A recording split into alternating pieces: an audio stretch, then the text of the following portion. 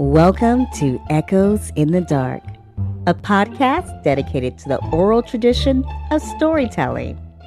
If you're looking to enjoy more classic literature, struggle to find the time to read, hate reading, or just love listening to stories, then this podcast is for you.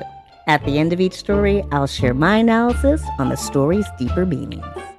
The Music of Erich Zann by H.P. Lovecraft is a short story that was originally published in 1921 in the journal The National Amateur.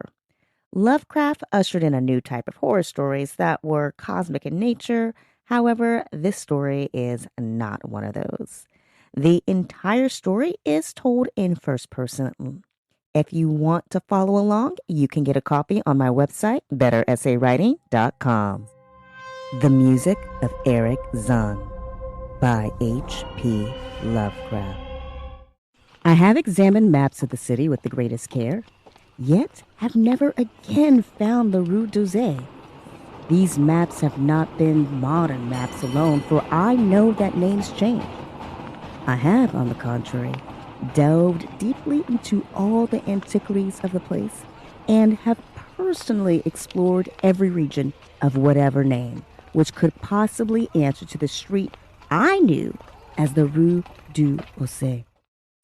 But despite all I have done, it remains a humiliating fact that I cannot find the house, the street, or even the locality where, during the last months of my impoverished life as a student of metaphysics at the university, I heard the music of Erich Zann.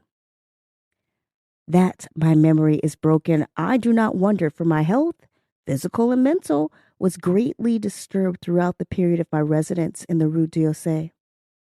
And I recall that I took none of my few acquaintances there. But that I cannot find the place again is both singular and perplexing, for it was within half an hour's walk of the university and was distinguished by peculiarities which could hardly be forgotten by anyone who had been there. I have never met a person who has seen the Rue d'Orsay.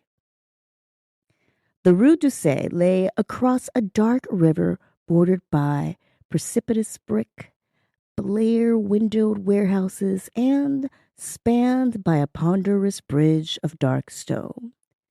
It was always shadowy along that river, as if the smoke of neighboring factories shut out the sun perpetually.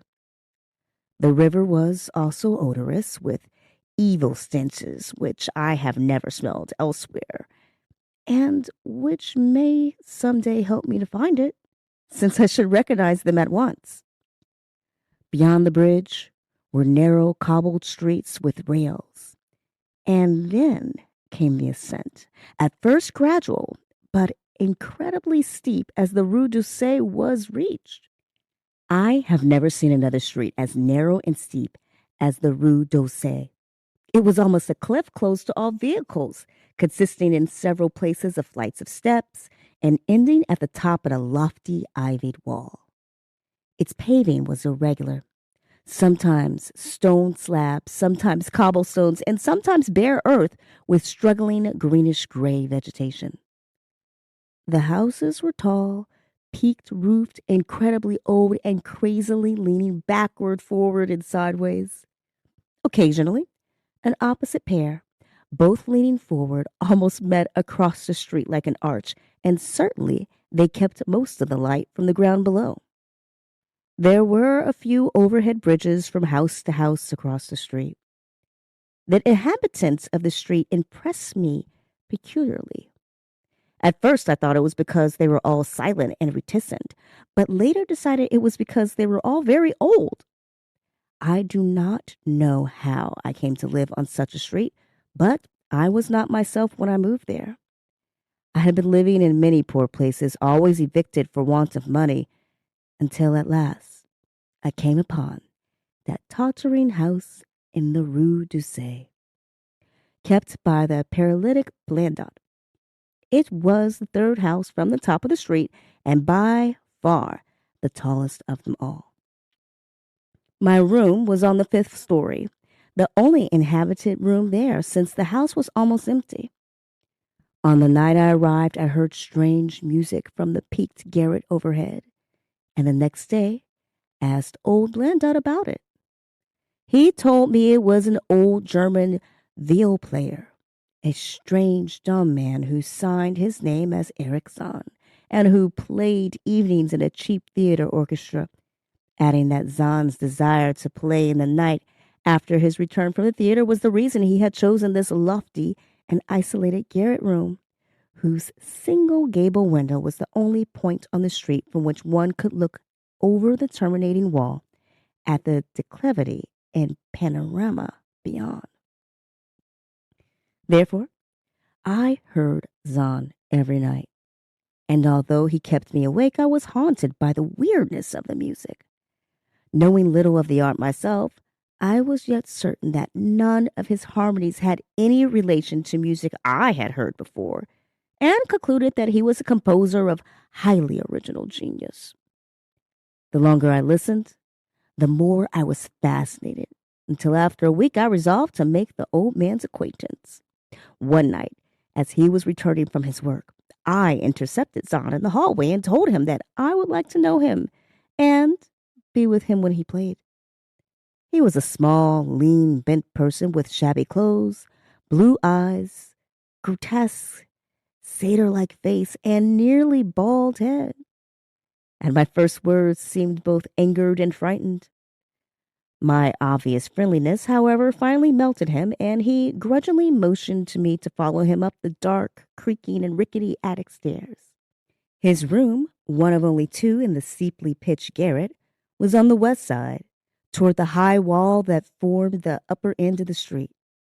Its size was very great and seemed the greater because of its extraordinary bareness and neglect. Of furniture, there was only a narrow iron bedstead, a dingy washstand, a small table, a large bookcase, an iron music rack, and 3 old-fashioned chairs. Sheets of music were piled in disorder about the floor. The walls were of bare boards and had probably never known plaster, whilst the abundance of dust and cobwebs made the place seem more deserted than inhabited.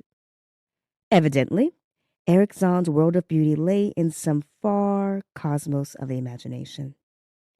Motioning me to sit down, the dumb man closed the door, turned the large wooden bolt, and lighted a candle to augment the one he had brought with him.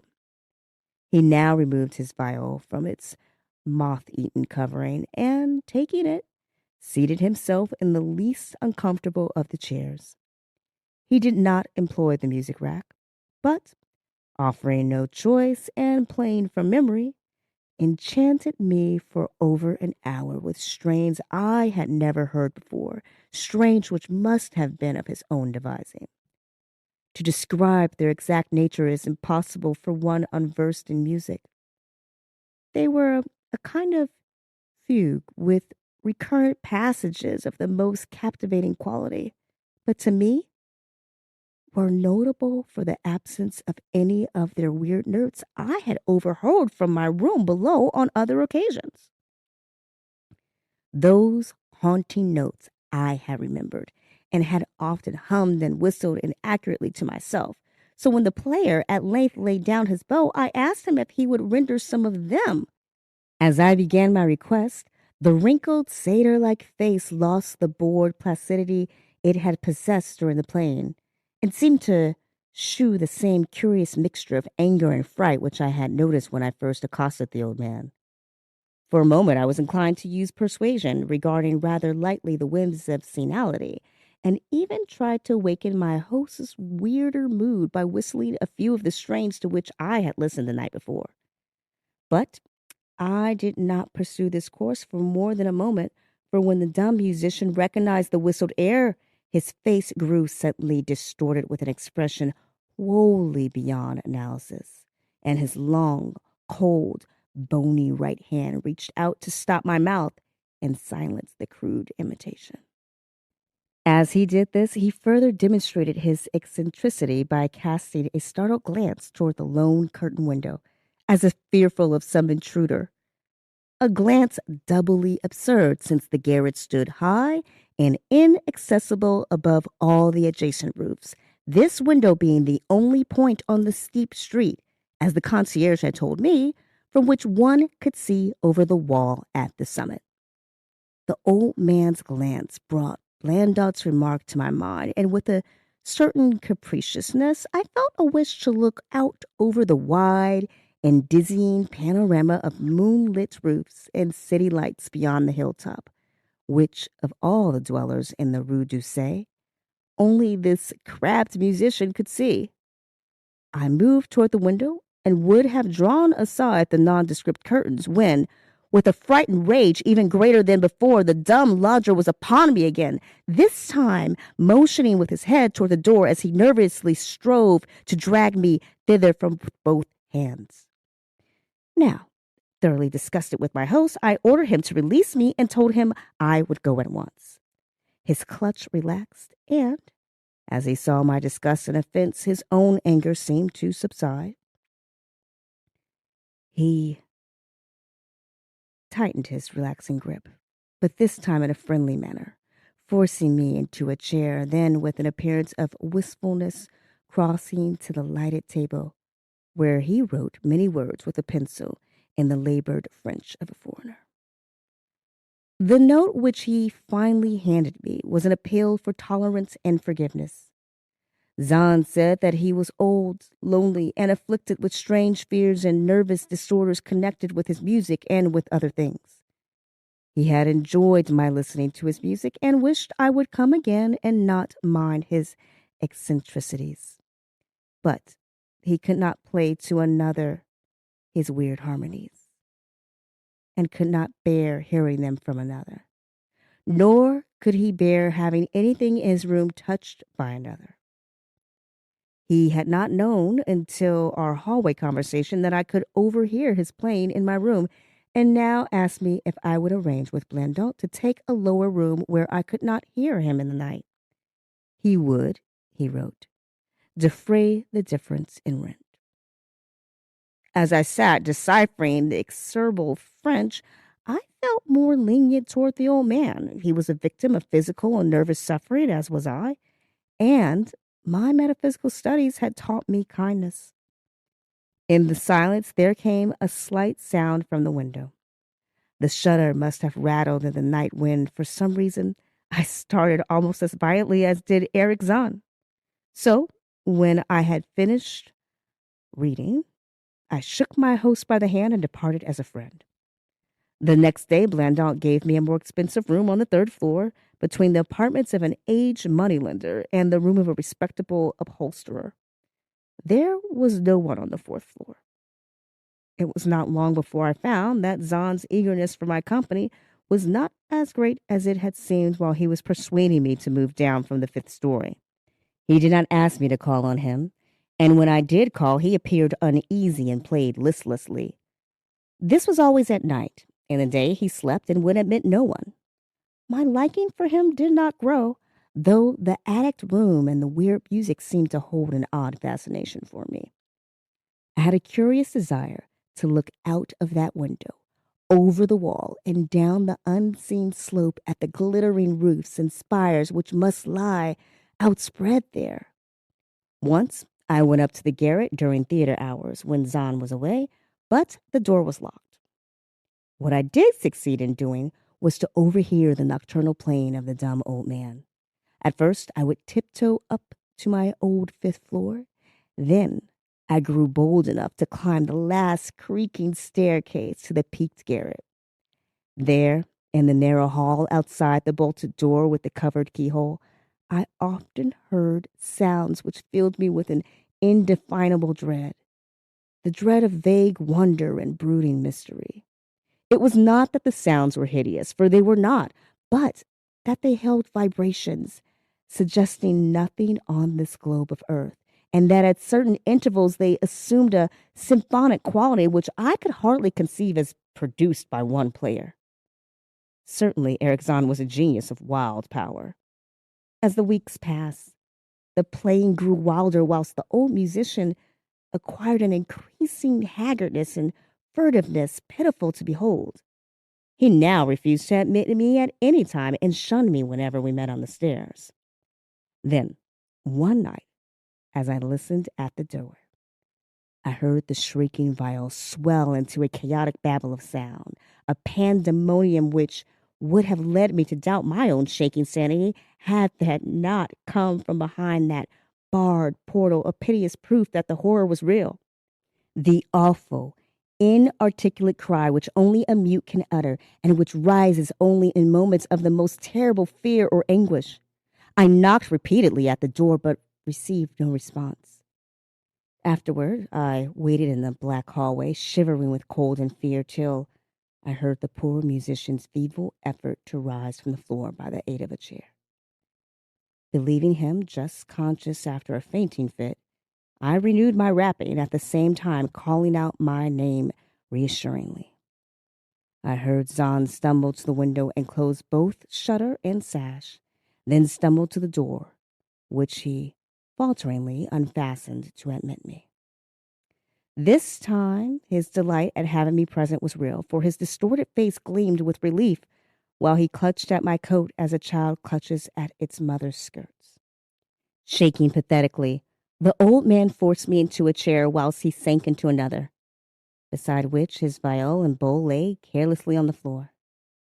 He sat for some time inactive, nodding oddly, but having a paradoxical suggestion of intense and frightened listening. Subsequently, he seemed to be satisfied and, crossing to a chair by the table, wrote a brief note, handed it to me, and returned to the table where he began to write rapidly and incessantly. The note implored me in the name of mercy, and for the sake of my own curiosity, to wait where I was while he prepared a full account in German of all the marvels and terrors which beset him. I waited, and the dumb man's pencil flew. It was perhaps an hour later, while I still waited and while the old musician's feverishly written sheets still continued to pile up, that I saw Zann start as from the hint of a horrible shock. Unmistakably, he was looking at the curtained window and listening shudderingly. Then, I have fancied I heard a sound myself, though it was not a horrible sound, but rather an exquisitely low and infinitely distant musical note, suggesting a player in one of the neighboring houses or in some abode beyond the lofty wall over which I had never been able to look. Upon Zann, the effect was terrible, for dropping his pencil suddenly, he rose, seized his viol, and commenced to rend the night with the wildest playing I had ever heard from his bow, save when listening at the bar door.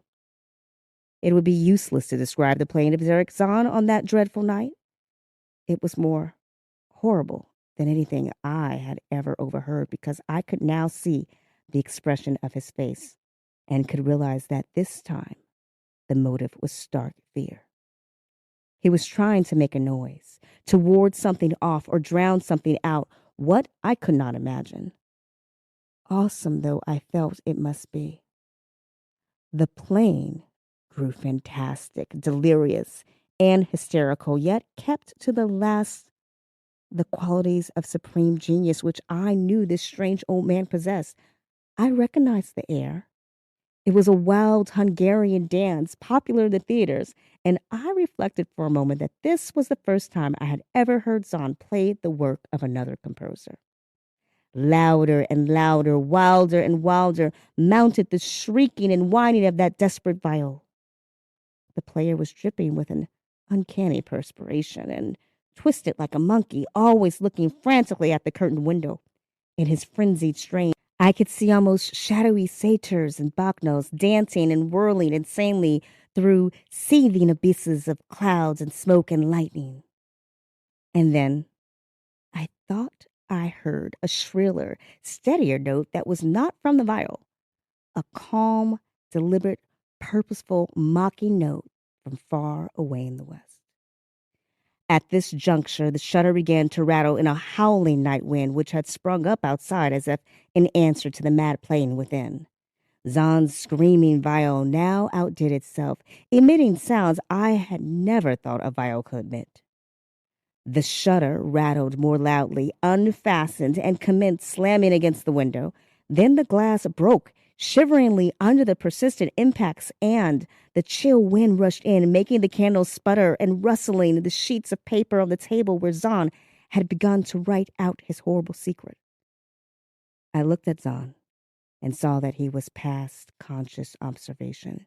His blue eyes were bulging, glassy, and sightless, and the frantic playing had become a blind, mechanical, unrecognizable orgy that no pen could even suggest. A sudden gust, stronger than the other, caught up the manuscript and bore it toward the window. I followed the sheets in desperation, but they were gone before I reached the demolished panes. Then I remembered my old wish to gaze from this window, the only window in the Rue d'Orsay from which one might see the slope beyond the wall and the city outspread beneath. It was very dark, but the city's lights always burned, and I expected to see them there amidst the rain and wind.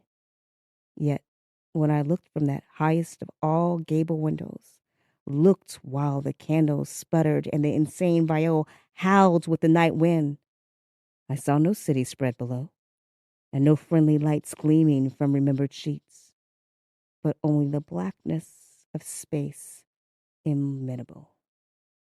Unimagined space, alive with motion and music, and having no semblance to anything on earth.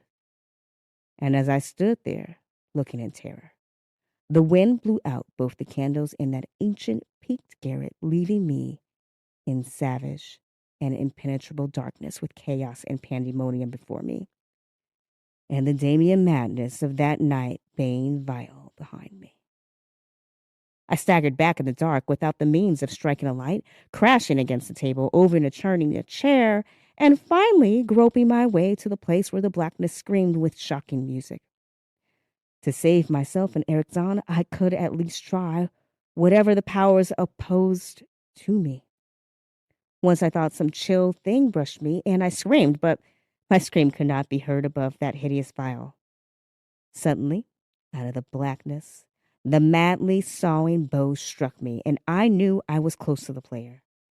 I felt ahead, touched the back of Zann's chair, and then found and shook his shoulder in an effort to bring him to his senses. He did not respond. And still the viol shrieked on without slackening. I moved my hand to his head, whose mechanical nodding I was able to stop, and shouted in his ear that we must both flee from the unknown things of the night. But he neither answered me nor abated the frenzy of his unutterable music, while all through the garret strange currents of wind seemed to dance in the darkness and babble. When my hand touched his ear, I shuddered, though I knew not why.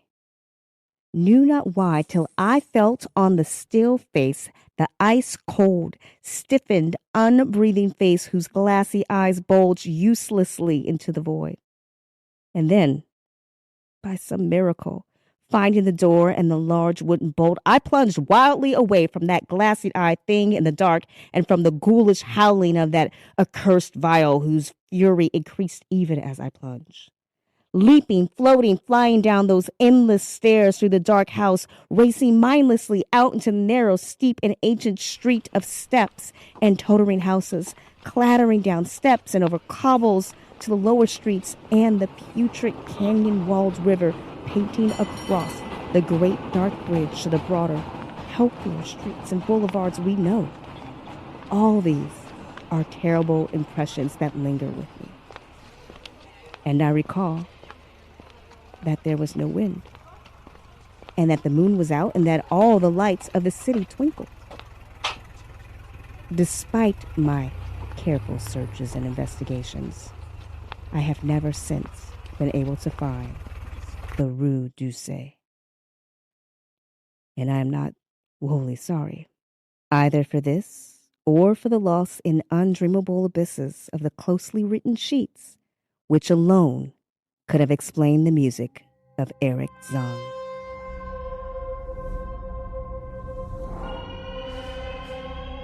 So that was the music of Erich Zann by H.P. Lovecraft.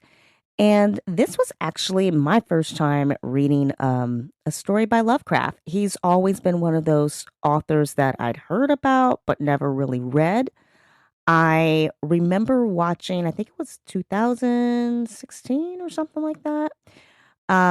No, the novel was from 2016. Well, I remember watching this TV show called Lovecraft Country.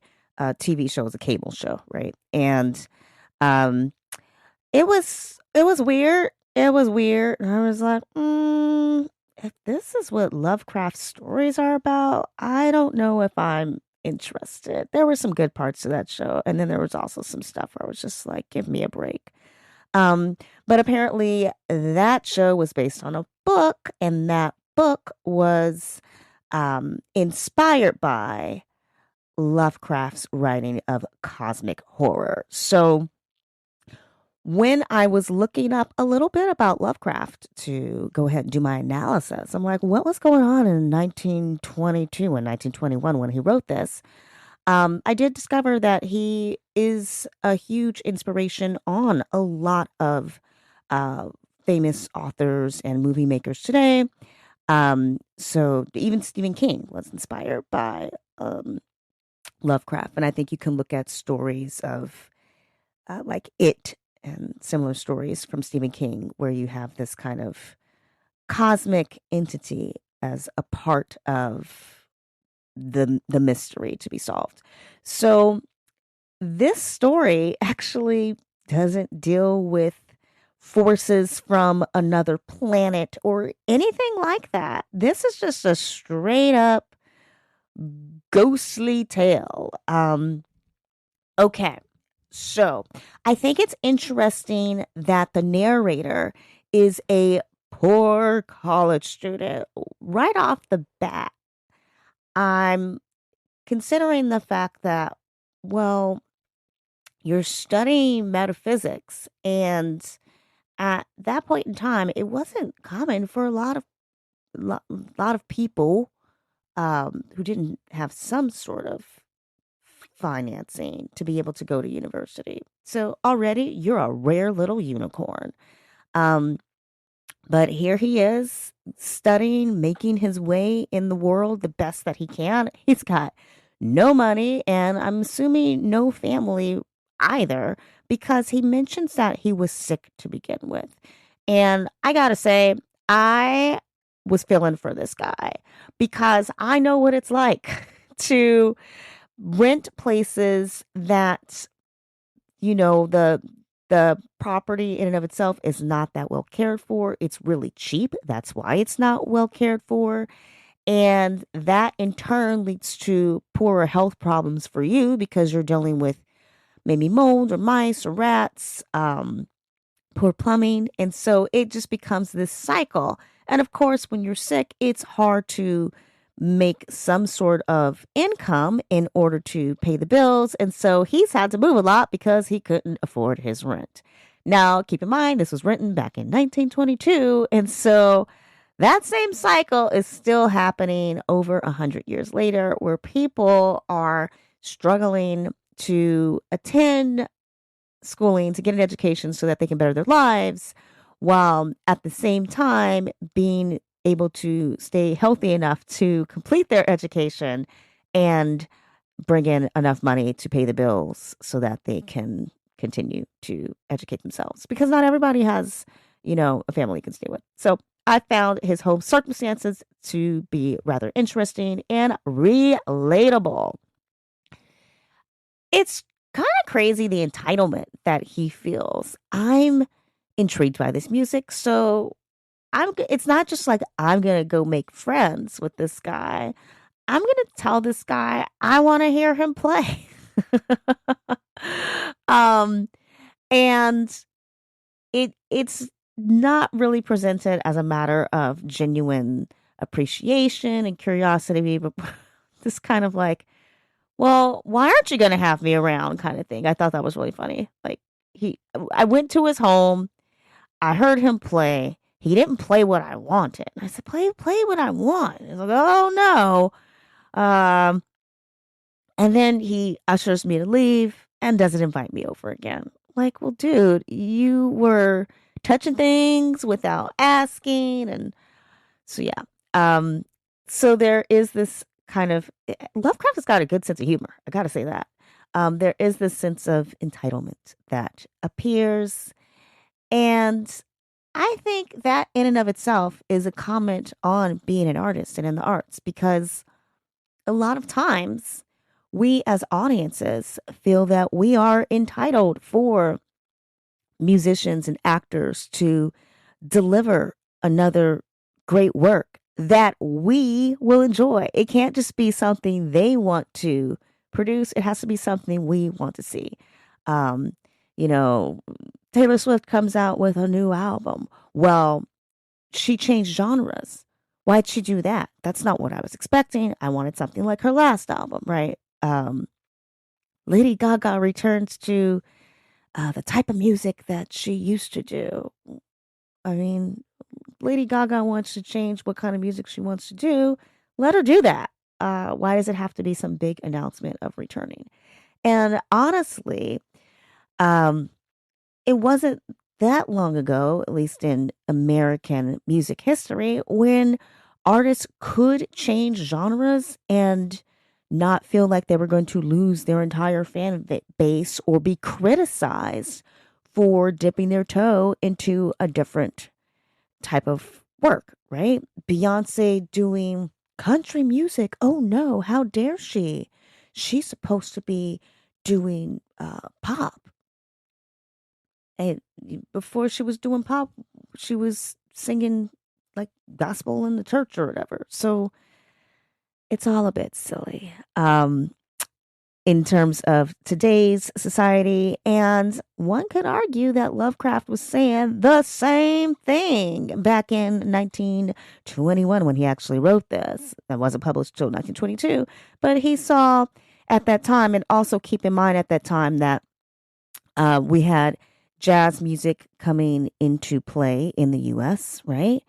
And so, he's saying, hey, audiences have these expectations of artists, and we're a bit demanding, whether or not that is rightfully so. Now, I am curious if the music, the kind of demonic music, that fast playing that he was hearing, if he was hearing jazz, like straight up, because at that time there was a movement of people who were against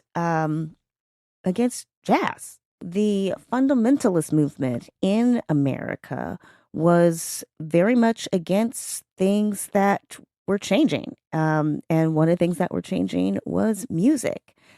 This movement was very focused on Christianity and very conservative views of Christianity, and they did not approve of jazz, thinking that jazz music promoted sexual promiscuity and crime, and it was savage. And so I do have to wonder, like, was this old man just playing jazz in his room? And the narrator was like, I've never heard music that sounds like that before, because it's going to be extremely different from classical music that predated it. It just is. And so, yeah, I kind of feel like, yeah, he was just hearing some good jazz. And of course, playing this music becomes a kind of compulsion and ends up killing this man. The drive to play, the need to play. Now, I'm going to come back to that drive and that need, but one thing I just want to take a little bit further look at is the fact that when you research Lovecraft, it is noted that he had a history. I'm going to give you exactly what the Google be telling me, which is, while celebrated for his imaginative, atmospheric, and philosophical horror, Lovecraft is also infamous for holding severe racist and xenophobic views, which are reflected in many of his stories. So this story that I picked, which is from 1922, this story predates um, his works where he's talking about like beings from other planets and all of that stuff. So this is not cosmic horror by any means. For me, this is just straight up gothic horror. While there's no ghost or goblin, dead, creepy little kid, vampire, any of that stuff, we do have a dark building. Um, we have something unknown in the shadows. The don't look in that area. Who knows what will be revealed? And this old man, or kind of dies while playing, or is dead while playing, or possessed. So all of that stuff is really just kind of classic gothic horror. With that being said, I'm going, okay, well, I just happened to pick a story that is not cosmic horror, which is totally fine by me, um, but not exactly what Lovecraft was known for ushering in, basically, this kind of cosmic horror thing. And is this a racist or xenophobic story? And my first glance was, no, it's not. It's just a straight up regular story. And I'm going to stand by that. I still don't think it's racist or xenophobic. Um, Now, with that being said, there are a few little moments where my eyebrow kind of raised a little. One being that um, we have this music that may be jazz. He is in France. So even though this is written by an American author, this story takes place in France. He's looking for this French street. He's right near this river, what have you. And with this, and jazz is very popular in France. So with this story, one thing that I notice is that the old man speaks in French, or well, he doesn't speak because he's dumb. Okay, so he can't speak. He's mute. So he writes the letter in perfect German. And so that's this kind of idea of, okay, so this guy's French that he wrote earlier wasn't the greatest because actually he's not even French. He's actually German. What's this big secret that he's hiding? And so is this Lovecraft's way of saying, I don't know if we can trust foreigners, or I don't know if we can trust Germans. I don't really think so. But that's certainly something that one might say, oh, what's he doing? Now, with that being said, I would argue that there were a lot of horror writers and mystery writers who would have the enemy being someone from elsewhere, just because it ties into this whole like possible government espionage, and who knows what governments are doing. And governments do crazy things in secret and cause wars and all kinds of things. So I don't really feel like this was a straight up, I hate other groups. And just like, whatever, this is totally fine. And was there something, does he have something against people who are not able to speak? People who are mute or dumb? I don't feel that way. At first, I took a little pause and I was like, you know what? Actually, this kind of feels like representation, because so often we are used to having all characters speak, even from the dead. So I actually liked that this character communicated through his music, with looking, with touching, and then, of course, with writing. So I don't have a problem with that. I don't know. Maybe you got a problem, but I didn't have a problem with it. I thought this is actually a really good detailed description of how someone is going to be able to communicate without the power of words. And keep in mind, the narrator of the story feels like he's been spoken to by this music. It keeps calling to him.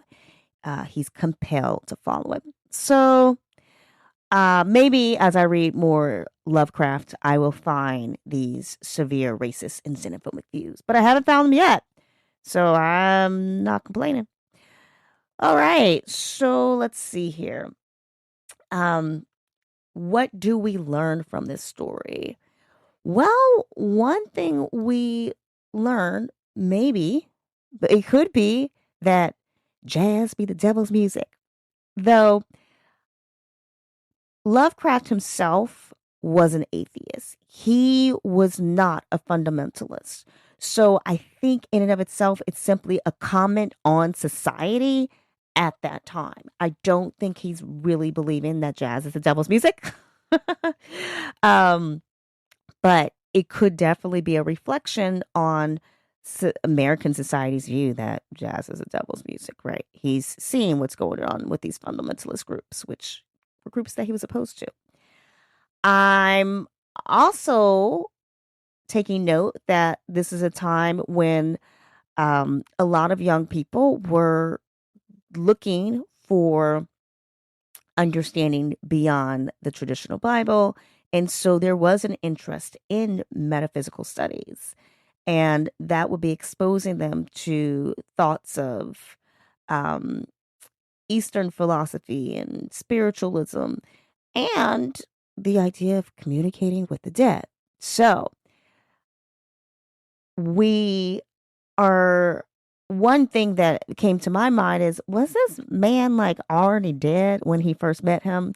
But there is we do see a change. So we're not going to say that the guy was already dead and he was communicating with the dead upon meeting. The fact that this street is never to be found again, the fact that the narrator was sick to begin with, makes me kind of wonder, was this just all a fevered dream? Was he communicating with the dead to begin with? Was he inspired by his studies? Because he straight up ran out of there and left all his stuff behind. That's kind of interesting. Was this all just a dream? I do wonder.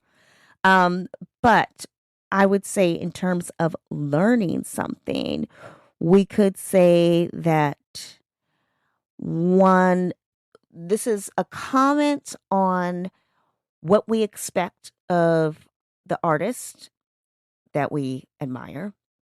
This is a comment on what audiences perceive to be acceptable music. It's a comment on the artist relationship with music, right? I mean, doesn't this guy have the right to not want to share certain music? Can't he have something just be for him? I would argue so. It's also a comment on friendship because the narrator goes to like check on this guy. It's like he hears a scream and he is persistent in that knocking. Like, oh my goodness, what's going on?